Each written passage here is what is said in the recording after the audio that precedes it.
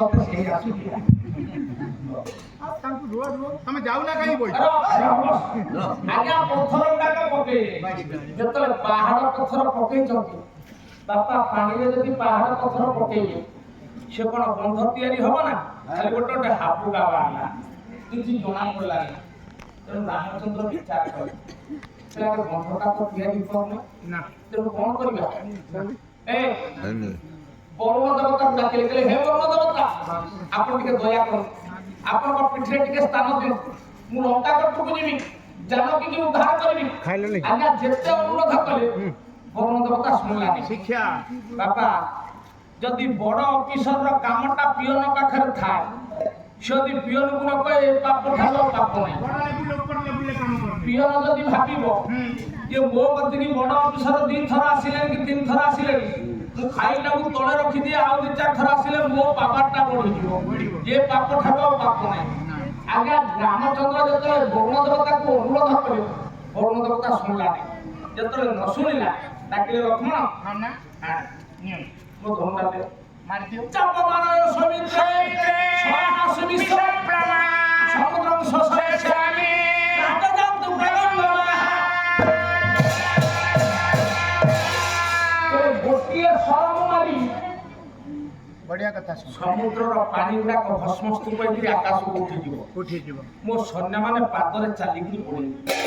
ରାମ ଯେତେବେଳେ ସରଟାକୁ ଧରିଛନ୍ତି ମା କୋଦଣ୍ଡରେ ଜୋଖିଦେଲେ ଜୋଖିଦେଇ ଟାଣି ଦେଇଛନ୍ତି। ଟାଣି ଦେବା ସମୟରେ ଲେଲିହାଣ ସିଂହା ବାହାରିଲା। ହର ହର ହେଲେ ବରୁଣ ଦେବତା ଉଠି ଆସିଲେ କହିଲେ ରାମ ମତେ ମାରିକି କିଛି ଲାଭ ହବନି ତମର ସବୁ କ୍ଷତି ହେଇଯିବ।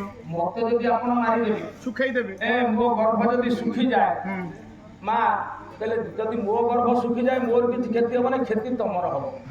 କହିଲେ ମୋର କଣ କ୍ଷତି ହବ ନା ଜୀବ ଜଗତ ଆପଣଙ୍କର ଇଏ ଜୀବ ଜଗତ ପାଇଁ ଆପଣଙ୍କ ପାଇଁ ଜୀବ ଜଗତ। ଯଦି ମୋ ଗର୍ଭ ଶୁଖିଯାଏ ତାହେଲେ ଏ ଜୀବ ଜଗତ ଆଉ ବଞ୍ଚିବେନି ସବୁ କାହିଁକିନା ମୋ ଜଳ ଗୁଡାକ ଭସ୍ମସ୍ତୂପ ହେଇକି ଆକାଶରେ ମେଘ ଖଣ୍ଡରେ ପରିଣତ ହୁଏ। ହିମାଳୟରେ ବାଧାପ୍ରାପ୍ତ ହିଁ ଭାରତ ବର୍ଷକୁ ଫେରେ। ନଦୀ ନାଳ କେଦାର ଭରପୁର ହୁଏ ଶସ୍ୟ ଶ୍ୟାମଳା ହୁଏ ଧରା। ସେଥିପାଇଁ ମହାକବି କାଳିଦାସ କହିଛନ୍ତି ଏ ଯୋଉ ମେଘ ଭାସିକିରି ଯାଇ ହିମାଳୟରେ ବାଧାପ୍ରାପ୍ତ ହେଲା ସେଥିପାଇଁ ଆମର ଉପକାର କଣ ହେଲା ଅନନ୍ତ ରତ୍ନ ପ୍ରଭବସ୍ୟ ଯସ୍ୟ ସୌଭାଗ୍ୟ ବିଲୋପି ଯାତ୍ୟା ଏ କହିତ ସେ ସନ୍ନିପାତ ନିମଜତିନ୍ଦୁ ଜୀବନ ସବାଙ୍ଗ।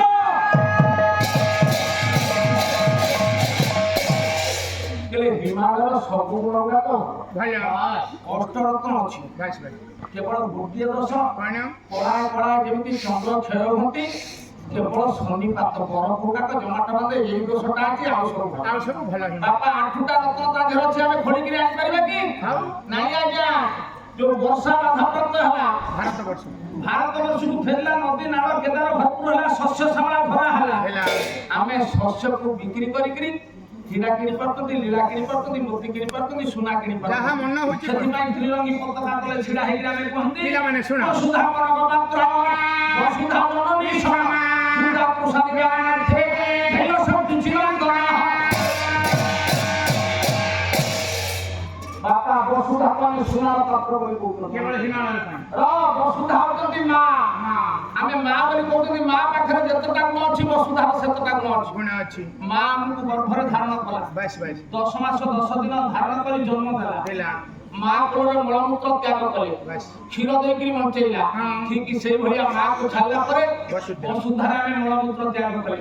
ମା ଯେମିତି କ୍ଷୀର ଦେଇକିରି ବଞ୍ଚେଇଲା ଶସ୍ୟ ଶ୍ୟାମଳା ଧରା ହେଇକିରି ମା ଆମକୁ ବଞ୍ଚେଇଲା। ସେଥିପାଇଁ କହନ୍ତି ଜନନୀ ଜନ୍ମଭୂମିଷ୍ଠ ତ୍ରିରଙ୍ଗୀ ପତାକା ତଳେ ଛାତିରେ ହାତ ମାରି କହନ୍ତି ବନ୍ଦେ ଉତ୍କଳ ଜନନୀ ବନ୍ଦେ ମା ଭାରତ ଜନନୀ বন্দে উৎকল জননী বন্দে ভারত জননী বন্দে উৎকল জননী বন্দে মা ভারত জননী জীবন তপবন সন্তান ছাড়ি রণরঙ্গে জয় গানে উঠতে মাতে রণরঙ্গে জয় গানে উঠতে মাতে রণরঙ্গে জয়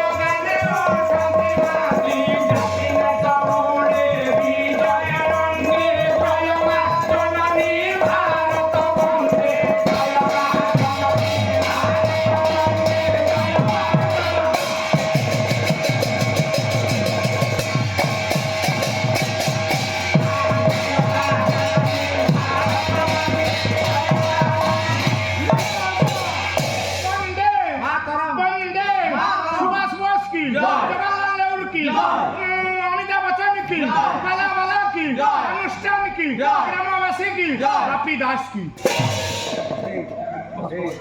ବାପି ଦାସ ତୁ କୋଉଥିରୁ ପାଉଛୁ ଓଜିପିରୁ ପାଉଛୁ କି ବାପା ବରୁଣ ଦେବତା କହିଲେ ରାମ ତମରି ମୋ ଗର୍ଭ ତମେ ସୁଖାନା ନା ତମରି ପାଖରେ ଜଣେ ଇଞ୍ଜିନିୟର ଅଛି ସେ ଇଞ୍ଜିନିୟର କିଏ ନା ଛୋଟିଆ ଛୁଆଟିଏ ହେଇଥିଲା ବିଶ୍ୱକର୍ମାର ପୁଅ ତା ନାଁ ନଳ ନାଳ ସେ ଛୋଟିଆ ଛୁଆଟିଏ ହେଇଥିଲା ଋଷିମାନଙ୍କର ଆଶାବାଡି କମଣ୍ଡଳକୁ ନେଇକି ସବୁ ପାଣିରେ ପକେଇ ଦିଏ ଋଷିମାନେ ଦିନେ ଲୁଚିକି ରହିଲେ ହେଲେ ଏ କାର୍ଯ୍ୟ କରୁଛି କି ଦେଖିଲେ ଯେ ଛୋଟିଆ ଛୁଆଟା ନେଇକିରି ପାଣିରେ ପକେଇ ଦଉଛି ତେଣୁ ତାକୁ ଅଭିଶାପ ଦେଲେ ବାପା ଅଭିଶାପଟା ଦିନେ ଆଶୀର୍ବାଦ ହେଇଯାଏ। ଅନ୍ଧମୁନି ଅଭିଶାପ ଦେଇଥିଲେ କାହା ଦଶରଥ ଦଶରଥକୁ ଅଭିଶାପ ଦେଲେ କହିଲେ ରେ ରାଜା ଦଶରଥ হ্যাঁ ଦେଲୁ ତୁ କାଳକୂଟ ଦ୍ୱିତୀୟ ନାଇଁ ଦାସରେ ମୋ ପୁଅକୁ ତୁ ମାରିଛୁ ଦେଉଛି ଅଭିଶାପ ପାଇବୁ ତୁ ସନ୍ତାପ ପରାଣ କାଳ ହବ ହା ପୁତ୍ର ରବେ ଝୁରି ଝୁରି ଜୀବନ ଜୀବଟି ତୁ ପୁତ୍ର ପୁତ୍ର ହା ପୁତ୍ର ହେଇକି ମରିବୁ মরিব যে দশরথ কলে মোর তো পুଅ নাই কি ঝিଅ নাই কলে জানিছি অত্যধিক ললাটে বিধি লেখ অবশ্য ওছিব। বলে আগে লেট ହେଇଯିବ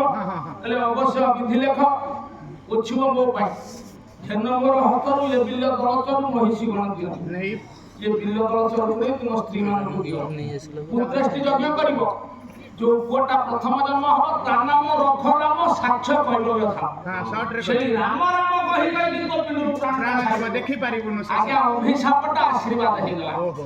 ଏଠି ଅଭିଶାପ ହେଲେ ଯେ ବାଳ ବୋଲି ଗୋପୀ ନହି କହିଲୁନି সর্বা কই বলে সর্বা রে কইরে সর্বা পুরুনা থইলে পকাইলে দেবে সর্বা ଆଜି ଠାରୁ ତୁ ଯାହା ପାଣିରେ ପକେଇଲୁ ସେଗୁଡାକ ସବୁ ଭାସିବ ତମେ ନଳମାନଙ୍କୁ କୁହ ସେ ଖାଲି ପାହାଡ ପଥରରେ ହାତ ମାରିଦବ ସେ ଇଞ୍ଜିନିୟର ହବ ପାହାଡ ପଥର ଗୁଡାକ ସବୁ ଭାସିବ বাস বাস ଆଜ୍ଞା ସେଇଆ। ଏ ମା ସେଇଆ। ଇଞ୍ଜିନିୟର ହେଲା ନଳ নল ଯେତେ ପାହାଡ ପଥର ଆଣିଲେ ସବୁ ଛୁଇଁବ। ସବୁ ଖାଲି ହାତ ମାରିଦେଲା ବାସ୍ ବାସ୍। ଯେତେବେଳେ ହାତ ମାରି ଯାଇଛି ଇଏ ପାହାଡ ପଥର ସିନା ଭାସିଲା ଏପଟରେ ଗୋଟେ ସେପଟରେ ଗୋଟେ ଭାସିଲା ତେଣୁ ଯେତେବେଳେ ଏପଟରେ ସେପଟରେ ଭାସିଲା ଜଡ଼ିତ ହଉନି ତେଣୁ ହନୁ ଚିନ୍ତା କଲା ମୋ ପ୍ରଭୁଙ୍କର କିଛି କୀର୍ତ୍ତିଟା ହଉ ତେଣୁ କଲା କଣ ନା ଗୋଟିଏ ପଥରେ ନାଁ ଲେଖୁଥିଲା ଗୋଟିଏ ପଥରେ ମା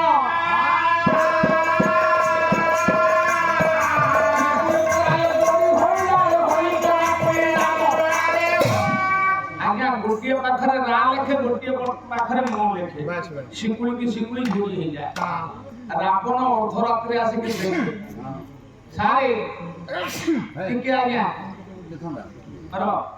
ରାବଣ ଆସି ଅର୍ଦ୍ଧରାତ୍ରିରେ ଦେଖେ ଯେତିକି ସାର ଯେତିକି ବନ୍ଧ ତିଆରି ହେଇଛି ରାବଣ ଦେଖେ ସେ ତ ରାମ ତାରକ ମନ୍ତ୍ର ଜାଣିଛି ରାମ ତାରକ ମନ୍ତ୍ର ଦ୍ୱାରା ସେ ବନ୍ଧ ଗୁଡାକ ସବୁ ଭାଙ୍ଗିଦିଏ ତେଣୁ ରାମଚନ୍ଦ୍ର ଚିନ୍ତାରେ ବସିଲେ ଓହୋ ତେବେ ଏ ବନ୍ଧଟା ଆଉ ତିଆରି ହେଇପାରିବ প্রভু ବନ୍ଧ ତିଆରି ହେଲେ ସିନା ମୁଁ ଆପଣଙ୍କୁ ବିନାଶ କରିବି প্রভু ବିଭୀଷଣ ଉଠି ପଡିଲା প্রভু କହିଲା ପ୍ରଭୁ ମୁଁ ପରା ରାବଣର ହଉଛି ମୃତ୍ୟୁ ପାଞ୍ଜି উপায় ଆପଣ ଚିନ୍ତା କରୁଥିଲେ ଗୋଟେ ଉପାୟ ଅଛି କଣ ନା ରାବଣର ଇଷ୍ଟ ଦେବତା ହଉଛନ୍ତି ଶିବ ଆମେ ଯେତିକି ବାଟ ତିଆରି କରିବା ଗୋଟେ ବାଲିର ଶିବଲିଙ୍ଗ ତିଆରି କରିଦେବା ବାଲିର ଶିବଲିଙ୍ଗକୁ ଦେଖିକି ରାବଣ ଭକ୍ତିରେ ପ୍ରଣାମ କରି ଆଉ ପଳେଇଲା ବନ୍ଧ ଭାଙ୍ଗିବନି ପୁଣି ଯେତିକି ବାଟ ତିଆରି ହେଇଥିବ ତାପର ଯେତିକି ତିଆରି ହବ ପୁଣି ଗୋଟେ ବାଲିର ଶିବଲିଙ୍ଗ ତିଆରି କରିବା ବଢିଆ କଥା ବନ୍ଧ ଯେତେବେଳେ ସରିଯିବ ଗୋଟିଏ ଶିବଲିଙ୍ଗ ପ୍ରତିଷ୍ଠା କରିଦବା ସେଇଆ ହେଲା ବାସ୍ ବାସ୍ ରାବଣ ଦେଖିଲା ଯେ ଇଏ କଣ ଓହୋ ମୋ ଭାଇ ବତି ଗୋଟେ ବାଲିର ଶିବଲିଙ୍ଗ ତିଆରି କରୁଛନ୍ତି ଆଜ୍ଞା ମନେ ମନେ ବିଚାର କଲା କଲା ମୁଁ ଜାଣିଛି ରାମ ଜାଣିଛି ମୋତେ ଯୋଉଦିନ ଧନୁ ଭଙ୍ଗା ହେଲା ଅନୁପ୍ରାସ ବହିଦେଶ ବିଳାସ ଭୁଞ୍ଜ କହିଲେ ବ୍ରହ୍ମାଣ୍ଡ ଯାକ ଧରିଲେ ଚଳନ୍ତା ନାହିଁ ସେ